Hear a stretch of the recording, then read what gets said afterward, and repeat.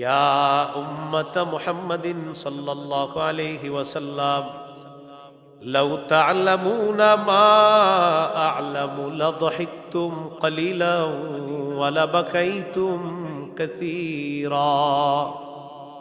হে মুহাম্মদ সাল্লাল্লাহু আলাইহি সাল্লামের উম্মত, আমি যা জানি তোমরা যদি তা জানতে তাহলে তোমরা কম হাসতে বেশি কান্না করতে। আমি যা জানি এটা যদি তোমরা জানতে তোমরা কম হাসতা আর বেশি কান্না করতা। তাহলে হাসি এবং কান্নার মাঝে আল্লাহর জন্য কান্না করার গুণটা যেন সবাই অর্জন করে, অন্তত কিছু হলেও আল্লাহর জন্য আমরা কাঁদতে পারি, আল্লাহর জন্য চোখে পানি আনতে পারি। আল্লাহ তৌফিক দান করেন। রাসূলুল্লাহ সাল্লাল্লাহু আলাইহি সাল্লামের কান্নাকে 5 ভাগে ভাগ করা যায়। কয় ভাগে? 1 নম্বর দয়ার কান্না, 2 নম্বর রাসূলুল্লাহ সাল্লাল্লাহু আলাইহি ওয়াসাল্লাম কান্না করেছেন নফল নামাজ, 3 নম্বর কোরআন তেলাওয়াত শ্রবণ করে নবীর কান্না, 4 নম্বর উম্মতের জন্য নবীজির কান্না, 5 নম্বর কবরের সামনে গিয়ে রাসূল সাল্লাল্লাহু আলাইহি সাল্লামের কান্না। এই কান্নাকে 5 ভাগে ভাগ করলাম। 1 নম্বর দয়ার কান্না। দয়ার কান্নার ব্যাপারে 4টি দৃষ্টান্ত আপনাদের সামনে পেশ করছি। 1 নম্বর দৃষ্টান্ত সহিহ বুখারীর বর্ণনা 1284 নম্বর হাদিস। আরসালাত ইবনাতুন নবী সাল্লাল্লাহু আলাইহি ওয়াসাল্লাম ইলাইহি ইন্না ইবনান লিকু বিযাফাতিনা ইয়া রাসূলুল্লাহ। নবীজির মেয়ে নবীজির কাছে সংবাদ পাঠাইলেন, আব্বা, আমার ছেলেটা খুব অসুস্থ, মুমূর্ষ অবস্থা, আপনি একটু আমার ছেলেটাকে দেখতে আসেন, আমাদের বাসায় একটু আপনি আসেন। মেয়ে সংবাদ পাঠাইলো বাবার কাছে। নবীজি সাল্লাল্লাহু আলাইহি সাল্লাম মেয়ের কাছে পাল্টা সংবাদ পাঠাইলেন। ফাআরসালা রাসূলুল্লাহ সাল্লাল্লাহু আলাইহি ওয়াসাল্লাম ইউকরিউস সালাম ওয়া ইয়াকুল ইন্না লিল্লাহি মা আখাযা ওয়া লাহু মা আ'তা ওয়া কুল্লুন ইনদাহু বিআজালিম মুসাম্মা ফালতাসবির ওয়াল তাহতাসিব। নবীজি তার কন্যার কাছে সালাম পাঠাইলেন আর বললেন, ইন্না লিল্লাহি মা আখাযা, যেটা আল্লাহ নিয়ে যায় সেটাও আল্লাহর, যেটা আল্লাহ নিয়ে যায় সেটা কার? ওয়া লাহু মা আ'তা, আল্লাহ যা দেন তাও আল্লাহর। ওয়া কুল্লুন ইনদাহু বিআজালিম মুসাম্মা। নবীজি বলেন, প্রত্যেকটা জিনিসের সময় নির্ধারণ করা আছে, সময় শেষ হয়ে যাবে, সেটার সময় শেষ হয়ে যাবে, এই সময়টা নির্ধারণ করা আছে আল্লাহর পক্ষ থেকে। নবীজি সংবাদ পাঠায়া দিলেন, ফালতাসবির ওয়াল তাহতাসিব, আমার মেয়েকে বলো ধৈর্য ধারণ করার জন্য আর সওয়াবের আশা করার জন্য। মেয়ে আবার সংবাদ পাঠাইলেন, ফাআরসালাত ইলাইহি তুকসিমু আলাইহি লা ইয়াতিয়ান্নাহা। আবার নবীর কন্যা সংবাদ পাঠাইলেন, কসম করে বললেন, আব্বা অবশ্যই আপনি আসেন তাড়াতাড়ি বাসায়। فقام ومعه سعد بن عبادة ومعاذ بن جبل وأبي بن كعب وزيد بن ثابت ورجال رضي الله تعالى عنهم। নবীজি রওনা করলেন, 4 জন সাহাবীর নাম আসছে, নবীর সাথে রওনা করছে। সাদ ইবনে উবাদা, মুআজ ইবনে জবল, উবাই ইবনে কাব, যায়েদ ইবনে সাবিত, এই 4 জন সাহাবী, ওয়া রিজালুন, আরো কিছু সাহাবী রাদিয়াল্লাহু আনহুম আজমাইন, তারাও নবীজির সাথে নবীর কন্যার বাড়িতে গেলেন নবীজির নাতিকে দেখার জন্য। তো রাসূল সাল্লাল্লাহু আলাইহি সাল্লাম মেয়ের বাসায় যাওয়ার পর ফারুফিআ ইলা রাসূলিল্লাহি সাল্লাল্লাহু আলাইহি ওয়াসাল্লাম আস-সাবিয়্যু, শিশুটাকে আল্লাহ রসুলের কাছে দেওয়া হলো। ওয়া নাফসুহু তাতাকাকা কান্নাহা শান্নুন, মশকের আওয়াজের মতো ওই শিশুর ভিতর থেকে আওয়াজ বের হচ্ছিল, এর মানে প্রাণটা যায় যায় অবস্থা।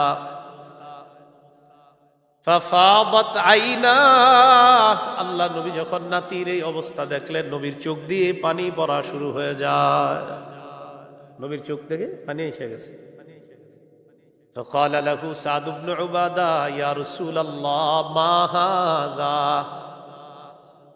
সাহাবী সাদ ইবনে উবাদা রাদিয়াল্লাহু তাআলা আনহু বললেন, হুজুর এটা কি, আপনিও কান্না করেন?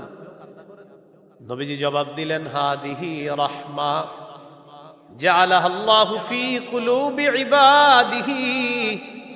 ও সাদ ইবনে উবাদা, এটা হলো দয়া, এটা হলো মায়া। এই মায়া আল্লাহ তাআলা তার বান্দাদের অন্তরের মধ্যে ঢেলে দেয়। নবীজি বললেন, ইন্নামা ইয়ারহামুল্লাহু মিন ইবাদিহির রুহামা। আল্লাহর বান্দাদের মধ্য থেকে যারা দয়াশীল, যাদের অন্তরে মায়া আছে, দয়া আছে, আল্লাহ তাআলা তাদের প্রতিও দয়া করে, তাদের প্রতিও মায়া করে। দ্বিতীয় দৃষ্টান্ত সহিহ বুখারীর 1303 নম্বর হাদিস। আনাস ইবনে মালিক রাদিয়াল্লাহু তাআলা আনহু বলেন, দাখালনা মা'a রাসূলিল্লাহি সাল্লাল্লাহু আলাইহি ওয়াসাল্লাম আলা আবি সাইফ আল-কাইন ওয়া কানা যারান লিইব্রাহিম রাদিয়াল্লাহু তাআলা আন। আনাস ইবনে মালিক রাদিয়াল্লাহু তাআলা আনহু বলেন, আমরা আল্লাহর নবীর সাথে তার দূত নবীজির সন্তান ইব্রাহিমকে দেখতে গেলাম তার দুধ বাবার বাড়িতে। দুধ বাবার নাম হলো আবু সাইফ, তিনি পেশায় ছিলেন একজন কর্মকার। তার বাড়িতে যাওয়ার পর فأخذ رسول الله صلى الله عليه وسلم إبراهيم فقبله وشمه। নবীজি তার সন্তান ইব্রাহিমকে কোলে নিলেন, নেওয়ার পর চুমা দিলেন আর নাকে মুখে তাকে লাগাইলেন। এভাবে নেয় না বাচ্চাদেরকে কোলে নিয়ে নাক লাগায়, গ্রান নেয়, এরকম করলেন নবীজি।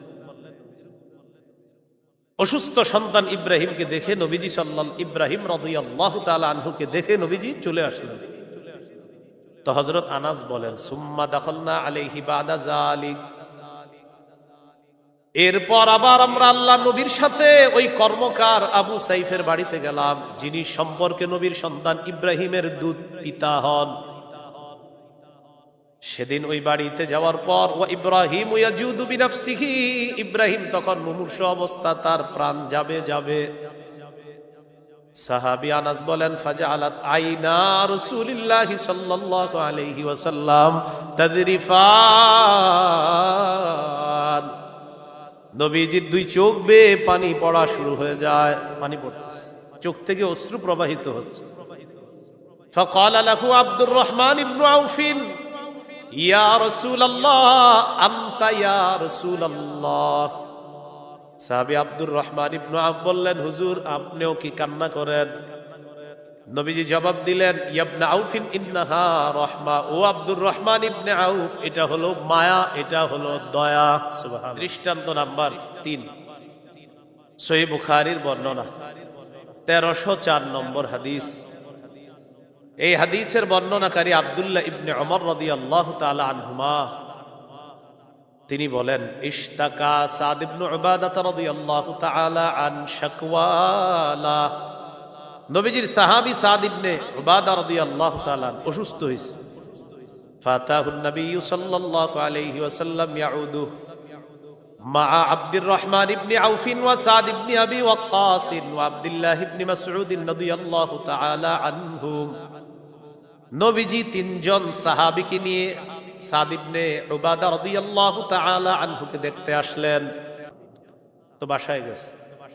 ফালাম্মা দাখালা আলাইহি ওয়াজাদাহু ফি গাশিয়াতি আহলিহি। আল্লাহ নবী সাদ ইবনে উবাদার বাড়িতে ঢোকার পর দেখলেন মানুষ তাকে ঘিরে আছে। দেখবেন মুমূর্ষ রোগীকে যখন আমরা দেখতে যাই, গিয়ে দেখি তার আশেপাশে অনেক মানুষ দেখা যায়। নবীও দেখলেন তার পরিবার সাদ ইবনে উবাদাহ রাদিয়াল্লাহু তাআলা আনহুকে ঘিরে রাখছে।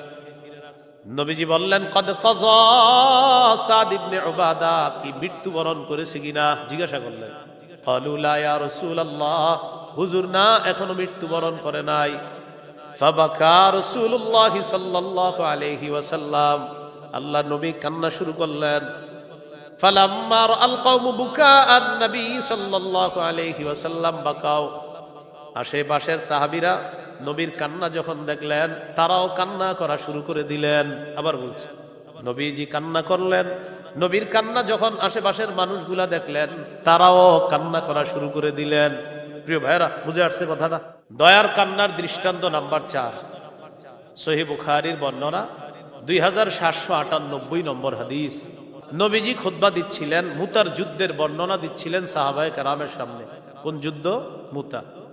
মুতার যুদ্ধে 3 জন সাহাবীকে সেনাপতি নিযুক্ত করে নবীজি পাঠিয়েছিলেন। একজন হলেন যায়েদ ইবনে হারেসা রাদিয়াল্লাহু তাআলা, আরেকজন হলেন জাফর ইবনে আবি তালেব রাদিয়াল্লাহু তাআলা, আরেকজন হলেন আব্দুল্লাহ ইবনে রাওয়াহা রাদিয়াল্লাহু তাআলা। এই 3 জনকে সেনাপতি নিযুক্ত করলেন আর বলে দিলেন, যায়েদ যদি শহীদ হয়ে যায় জাফর পতাকা নিবে, জাফর যদি শহীদ হয়ে যায় আব্দুল্লাহ ইবনে রাওয়াহা নেতৃত্ব নিবে, পতাকা নিবে। আব্দুল্লাহ ইবনে রাওয়াহাও যদি শহীদ হয়ে যায় মুসলমানদের মধ্যে অন্য কেউ পতাকা নিবে, এটা বলে দিলেন। নবী যেই 3 জন সেনাপতি নিযুক্ত করে দিয়েছেন 3 জনেই শাহাদাতের মর্যাদা লাভ করেছে। এই বর্ণনাটা নবীজি মিম্বরে দাঁড়িয়ে দাঁড়িয়ে দিচ্ছিলেন। খাতাবান নবী সাল্লাল্লাহু আলাইহি ওয়াসাল্লাম ফাকালা আখাযার রায়াতা যায়দুন ফাউসিবা। নবীজি বলেন, যায়েদ পতাকা নিচে শহীদ করে দেওয়া হয়েছে। সুম্মা আখাযাহা জাফরুন ফাউসিবা। এরপর জাফর পতাকা নিয়ে নেতৃত্ব নিয়েছেন, জাফরকেও শহীদ করে দেওয়া হয়েছে। সুম্মা আখাযাহা আব্দুল্লাহ ইবনে রাওয়াহা ফাউসিবা। এরপর আব্দুল্লাহ ইবনে রাওয়াহা পতাকা নিচে, তাকেও শহীদ করে দেওয়া হয়েছে। সুম্মা আখাযাহা খালিদ ইবনুল ওয়ালিদ রাদিয়াল্লাহু তাআলা আন গায়রি ইমরাতিন ফাফুতিহা লাহ। এরপর খালিদ ইবনুল ওয়ালিদ রাদিয়াল্লাহু তাআলা আন পতাকা নিয়েছে। আল্লাহ তাআলা খালিদের নেতৃত্বে মুসলমানদেরকে মুতার প্রান্তরে বিজয় দান করে দেয়। এর মধ্যে জাফর রাদিয়াল্লাহু তাআলা আনহুর পরিবার যিনি ছিলেন আসমা বিনতে উমাইস রাদিয়াল্লাহু তাআলা আনহা। এই আসমা বিনতে উমাইস ছিলেন হযরত জাফরের স্ত্রী। আসমা বিনতে উমাইস রাদিয়াল্লাহু তাআলা আনহার ছোট ছোট সন্তান ছিল। নবীজি তাদেরকে কিভাবে সান্ত্বনা দিবেন এগুলা ভেবে আল্লাহ রাসূল সাল্লাল্লাহু আলাইহি ওয়াসাল্লামের চোখ থেকে পানি পড়তেছিল।